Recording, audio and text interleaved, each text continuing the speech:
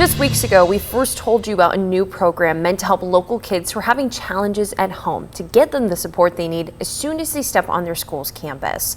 It's called Handle with Care. The initiative within Rockford Public Schools lets school principals, counselors, and teachers know immediately if one of their students is mentioned in a police report. If they are, they get an email telling them to treat that student with extra care. Both the city and school district call it a way to meet kids where they are and to take a trauma-informed approach to the classroom. Tonight, we know how many children have now been flagged in the new program, and the numbers might concern you. But local leaders we talked to say they're lower than what they expected. Here's 13 Investigates' William Ingalls. When school's in session, tens of thousands of kids walk onto one of Rockford's 40-plus public school campuses. For some, the start to the school day isn't the first thing on their mind.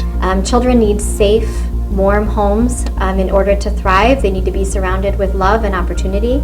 And when we have these numbers coming in, that's showing us that many of our children are not experiencing that. 13 Investigates has learned in just a 3-month period between March and June of this year, more than 950 kids who attended a Rockford school have been mentioned in a police report, meaning what's happening off campus, not during school hours, isn't ideal, but also isn't surprising to some. I think, quite frankly, that it could have been higher.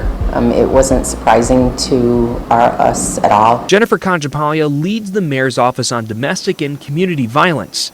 For years, she studied the impact of people who have experienced or witnessed domestic and sexual violence at a young age, and the connection it has to the violence we see on our city's streets. And then when we correlate that with the number of children who we know are documented in police reports as being either witnesses to or victims of domestic or sexual violence, we know those children are going to schools. That means they are in the hands of caring and professional adults who can guide them and give them support. As we look at school by school data, we want to make sure that that school has enough personnel to respond.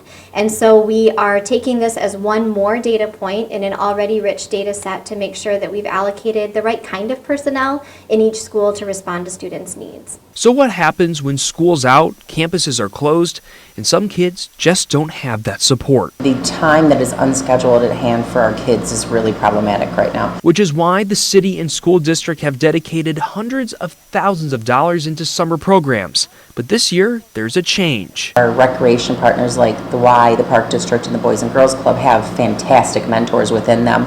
But really being intentional about mentorship training and connection to those kids is so important. And while both city and school try to meet those needs, the quickest solution is making sure children feel okay to be at home. All we can do is really acknowledge that things that happen at home and in our neighborhoods come into school with our kids. Fighting for all kids at all hours of the day.